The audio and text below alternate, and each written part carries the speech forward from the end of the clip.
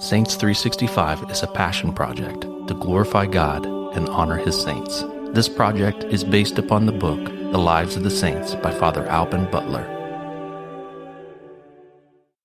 April 27th, St. Peter Canisius, Confessor and Doctor. The year one great heretic broke from the Church was the year in which Peter Canisius was born. The year 1517 saw Martin Luther begin the work which led so many minds into error, but in God's providence it was the dawning in the life of the future saint of a new era of battle against heresy. The Netherlands was his birthplace, but every part of Europe felt his influence before he died and since. His early education was not for the Church, but after making a vow of celibacy in 1540, he entered the Society of Jesus 3 years later. From the day of his solemn profession, his whole life was spent in the service of the truth. He opened many colleges, engaged in disputations, and won back many from heresy. By his clear and forceful teaching, he preserved the faith of many Catholics. No class was excluded from his ministry. He explained the catechism to children and heard their confessions with the same, if not greater, enthusiasm than that which he showed their elders. Poland, Switzerland, Austria, and Germany were the scenes of his activity, and though he met with opposition, he showed that the best work for the cause of truth is done when it is presented without ridicule or bitterness towards opponents.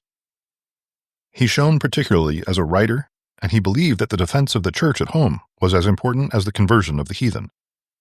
His catechism went to more than 200 editions in 12 languages during his own lifetime. His death occurred on November 21st, 1597. While general of the Society, he received the application of St. Stanislaus Kostka, and St. Aloysius attributed his entrance into religion to Canisius's influence. He was beatified on November 20th, 1869, canonized and made a doctor of the Church in 1925.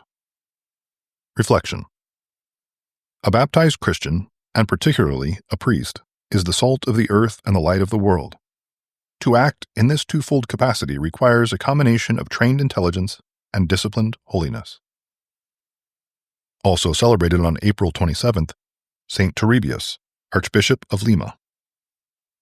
Turribius Alphonsus Mogrobejo, whose feast the Church honors on April 27th, was born on the 6th of November 1538 at Mayorga, in the Kingdom of Leon in Spain.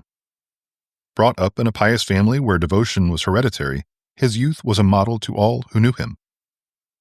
All his leisure was given to devotion or to works of charity. His austerities were great, and he frequently made long pilgrimages on foot. The fame of Turribius as a master of canon and civil law soon reached the ears of King Philip II, who made him judge of Granada. About that time, the see of Lima in Peru fell vacant, and among those proposed, Philip found no one who seemed better endowed than our saint, with all the qualities that were required at that city, where much was to be done for religion. He sent to Rome the name of the holy judge, and the sovereign pontiff confirmed his choice. Turribius in vain sought to avoid the honor. The pope, in reply, directed him to prepare to receive holy orders and be consecrated.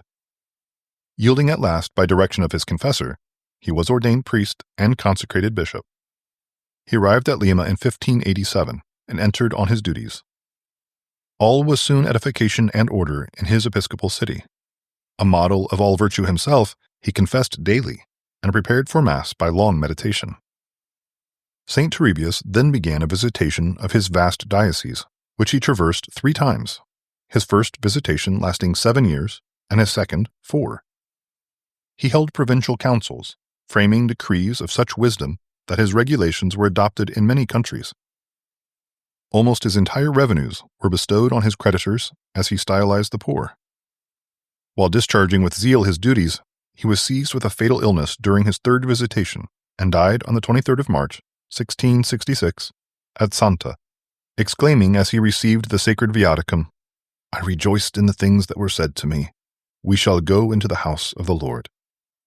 The proofs of his holy life and the favors granted through his intercession induced Pope Innocent XI to beatify him, and he was canonized by Pope Benedict XIII in the year 1726. Reflection. St. Turribius was a model for all states, as a holy youth, as a pious and zealous layman, as a great and exemplary bishop. St. Peter Canisius and St. Turribius Pray for us. Saints 365 is narrated by Rob Roller, edited by Josh Bach, and produced by Our Local Parish Productions. Funding for this project is made possible by Catholic businesses. Please go to the business directory at ourlocalparish.com to support these generous businesses. Thank you for listening. God bless.